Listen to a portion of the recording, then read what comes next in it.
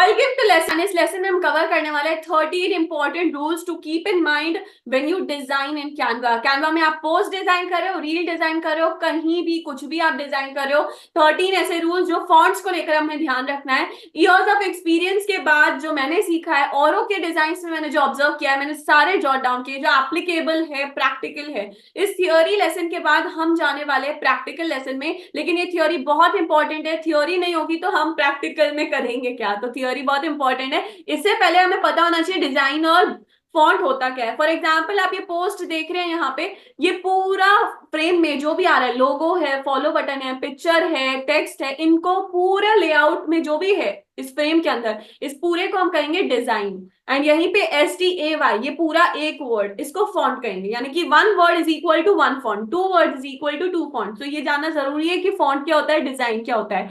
And इसको जानने के बाद अब मैं आपके सामने प्रेजेंट करने वाली हूँ बहुत ही इंपॉर्टेंट चीज, 13 ऐसे रूल्स। सबसे पहले जान लीजिए कि fonts are the key aspect in every design. हर डिजाइन में, रील हो, कहीं कुछ भी हो, आप डिजाइन कुछ भी करो, फॉन्ट्स तो चाहिए, राइट? फॉन्ट्स, वर्ड्स, अगर आप बॉडी भी नहीं लिख रहे हो तो टाइटल, हेडिंग, सेल, ये भी एक फॉन्ट है। तो क्या रूल्स है जिनको हमें ध्यान रखना है?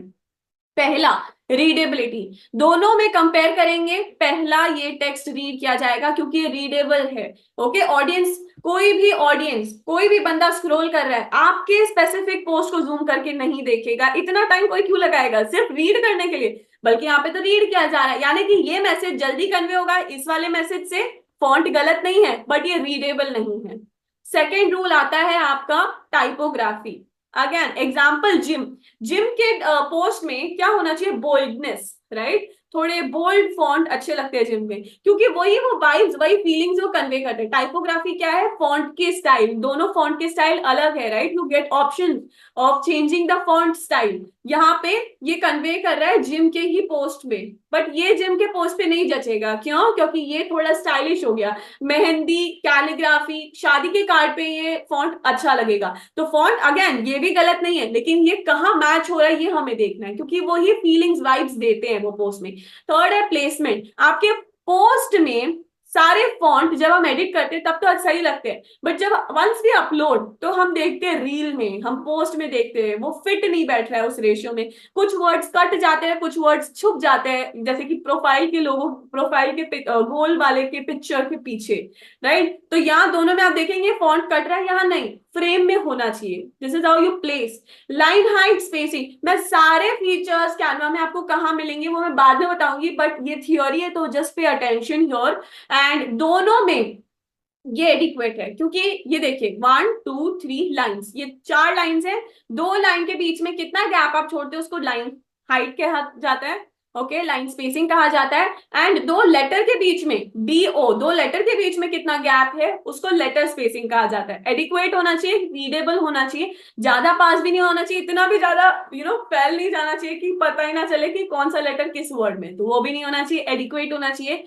फिफ्थ है वाइड एरिया। आप दोनों डिजाइन में से इस वाले डिजाइन में देखेंगे आपको कहीं ना कहीं सफोकेशन फील होगा, ऐसा लगेगा आप खुद भी ब्रीद नहीं कर पा रहे। तो डिजाइन ऐसा होना चाहिए फ्रेशनेस दे जो, यानी कि दोनों में सेम सेम है सारी चीज। ओके, टेक्स्ट भी सेम है, पिक्चर भी सेम है, बट दिस इज हाउ कि आप कैसे प्रेजेंट करते हो। ये देख रहे हैं आप, यहाँ पे वाइट एरिया छोड़ा गया है, छोड़ा तो यहाँ पे वाइट एरिया गया है, बट लेकिन यहाँ पे वो ब्रीदिंग नहीं आ रही है, तो वाइट एरिया छोड़ना जरूरी था कि आपके डिजाइन एडिक्वेट दिखे, आपका मैसेज कन्वे कर पाए अच्छे से।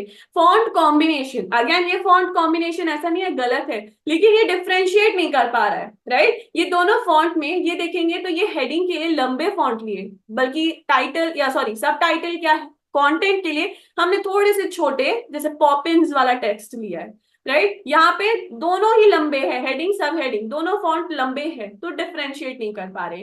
वेरी इंपॉर्टेंट, इसके लिए हमें हमारे पास एक टूल है जो आपके नेक्स्ट लेसन में आएगा, कलर कॉम्बिनेशन। कलर कॉन्ट्रास्ट होना चाहिए, जिससे कॉम्प्लीमेंट करना चाहिए, कॉन्ट्रास्ट होना चाहिए जिससे वो डिफरेंशिएट कर पाए हेडिंग और सब हेडिंग। ब्राउन ब्लैक अच्छा नहीं लगता है, लेकिन ब्लैक ग्रीन कहीं ना कहीं अच्छा लग रहा है। कलर कॉम्बिनेशन जरूरी है। कौन सा कलर आप पोस्ट में चूज करें वो भी डिपेंड करता है, आपके ब्रांड के अकॉर्डिंग आपका कलर होना चाहिए। ये कुछ कलर्स के साइकोलॉजिकल पर्सपेक्टिव से ही कौन सा कहाँ जाता है। ग्रीन हेल्थ के इसमें बहुत ज्यादा है, जैसे मिशन फिट प्लैनेट, उसका लोगो भी ग्रीन है, ब्रांड कलर भी one of the colour green है, मेन कलर। वहीं आप पिंक सॉरी ब्लू देखेंगे तो ये प्रोफेशनल है, जैसे लिंक्डइन हो गया, फेसबुक हो गया, इन दोनों के लोगो ब्लू में जाते हैं। इवन के इंस्पायरिंग वर्ल्ड का डार्क ब्लू में है। तो आपका कलर कौन सा है उस पर डिपेंड करता है। आपको स्पिरिचुअल या गॉड से रिलेटेड कोई पोस्ट डालते हैं तो ऑरेंज डिपेंड है, राइट, येलो हैप्पीनेस। तो this is all about the colours, ठीक है। एट्थ आपका पॉइंट आता है बैकग्राउंड। आपका टेक्स्ट और आपका बैकग्राउंड दोनों कॉन्ट्रास्ट होना चाहिए, लाइट एंड डार्क होना चाहिए, जिससे हम अच्छे से रीड कर पाए।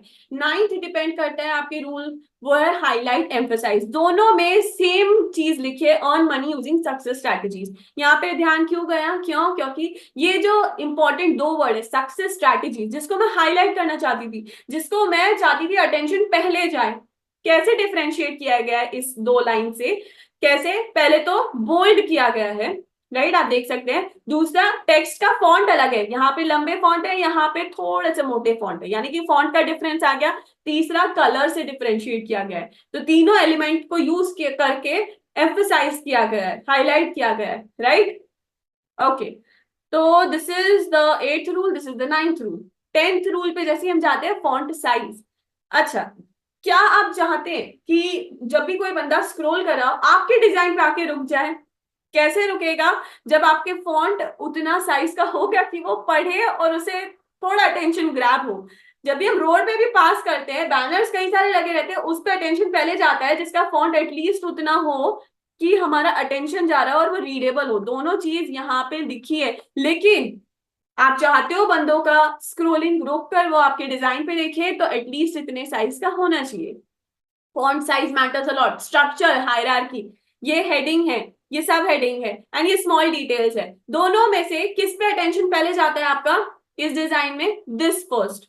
फिर आपका अटेंशन इस पे जाएगा और इस पे जाएगा। तो मैंने उस पोस्ट को इस तरीके से डिजाइन किया है कि जिस पे मैं चाहती हूँ पहले अटेंशन जाए, उसी पे आपका पहले अटेंशन जाएगा, क्योंकि इसको मैंने एक स्ट्रक्चर दिया है। इसको हायरार्की कहते हैं, इसको स्ट्रक्चर दिया है। जैसे ये हेडिंग है, ये सब हेडिंग है, और ये छोटी डिटेल्स जैसे कि रहनी चाहिए उस डिजाइन में, लेकिन इतना अटेंशन पहले नहीं आना चाहिए। जैसे कि आपका ब्रांड लोगो हो गया, ब्रांड का नाम हो गया, फॉलो बटन हो गया, एक्सेट्रा। यहां देखेंगे कोई इस पे फर्स्ट लाइन पे पहले नजर डालेगा, कोई दूसरे लाइन पे पहले अटेंशन डालेगा। डिफरेंशिएट नहीं कर पा रहे हैं, राइट। इसी तरह कोई किसी पे अटेंशन डालेगा, कोई किसी पे, तो डिपेंड नहीं कर पा रहे। यहाँ पे साइकोलॉजी आपको समझनी पड़ेगी, आई अटेंशन का समझना पड़ेगा। तो स्ट्रक्चर प्रॉपर हायरार्की होनी चाहिए। ट्वेल्थ है क्विक रीडेबल होना चाहिए, एट अ ग्लांस में आपको समझ जाना चाहिए। यहाँ पे आप देख रहे हैं पैराग्राफ वाइज, कोई भी लंबे चौड़े बड़ा बड़ा चंक नहीं पढ़ना चाहता आज की डेट में। Even in LinkedIn one line, हर एक लाइन के बाद ब्रेक दिया जाता है ताकि इजीली रीडेबल हो, ठीक है, इंटरेस्ट बना रहे। यहाँ पे हमने पैराग्राफ डिवाइड करे हैं, ओके। कुछ लोग लाइन ब्रेक दे सकते हैं, एंड इसी को देखते हुए हमने ई बुक भी जो लॉन्च की थी, हमारी अभी तक की सारी ई बुक्स, उसमें भी हमने, वैसे तो कोई पैराग्राफ नहीं है, छोटे हैं पैराग्राफ, बट लेकिन सारे पॉइंटर्स हैं। बट जैसे मैं आपको बता रही हूँ, पैराग्राफ हो, लाइन हो, उनको थोड़ा ब्रेक दीजिए, स्ट्रक्चर दीजिए, ताकि वो इजीली आसानी से रीड करे और अटेंशन बना रहे। 13th आपका रूल है कैपिटलाइजेशन, ओके। सबसे पहली बात तो, जब भी व्हाट्सएप पे एग्जाम्पल के लिए कोई लिखता है, let's say why you didn't receive my call, तो उसका क्या मतलब है, आपने मेरा कॉल क्यों नहीं रिसीव किया। अभी ये सारे, ये सेम चीज, ओके, आप कैपिटलाइजेशन में लिख दीजिए, हालांकि कि हर एक लेटर कैपिटल हो। Why you didn't receive my call, तो वो एक रूड बिहेवियर के वे से जाता है, ओके। रूड, आप शाउट कर रहे हो, स्क्रीम कर रहे हो, हम्बल नेचर नहीं दिखाता। तो ये कहीं ना कहीं साइकोलॉजिकल पर्सपेक्टिव से लिया जाता है। आपकी बॉडी या जहां आप एक्सप्लेन कर रहे हो, जहां आपका कंटेंट है, मेन कंटेंट, सारे लेटर्स कभी कैपिटल में नहीं होने चाहिए, okay. First letter capital and rest all small. ये एक ग्रामेटिकली भी आपको करेक्ट बनाता है एंड आपको हम्बल भी बनाता है, राइट। कुछ वर्ड्स होते हैं जो आप सारे कैपिटल में लिख सकते हो, जैसे कोई हेडिंग हो गई, या कोई वर्ड हो गया सेल, ओके, फ्री। कुछ वर्ड्स होते हैं जिनको सबको कैपिटल लिख सकते हो, बट लेकिन हर एक को नहीं कर सकते आप, right. So these are rules, again they are not rigid, okay. ये नहीं है कि आपने ये रूल नहीं फॉलो किया आपका डिजाइन इतना खराब बनेगा कि आपको कोई लाइक नहीं आएगा, कोई कमेंट नहीं करेगा, ऐसा बिल्कुल नहीं है। बट ये जरूर गारंटी हम दे सकते हैं कि इन रूल्स को फॉलो करते हुए आप जो भी डिजाइन बनाएंगे उनकी क्वालिटी अच्छी रहेगी, उनकी पोस्टिंग के बाद एंगेजमेंट अच्छा रहेगा, ऐसा कभी नहीं था, ना है, रूल्स वर्सेस क्रिएटिविटी का कंपटीशन कि रूल्स जीतेगा या क्रिएटिविटी जीतेगा। रूल्स को ध्यान में रखते हुए आप जो भी डिजाइन बनाएंगे अपने टच को ऐड करते हुए उसको क्रिएटिव डिजाइन कहेंगे। तो हमेशा rules and creativity they go side by side, they go hand in hand, and इसीलिए दोनों इंपॉर्टेंट है, दोनों साथ में जाते हैं। तब तक के लिए just keep in mind these rules because we have to implement them.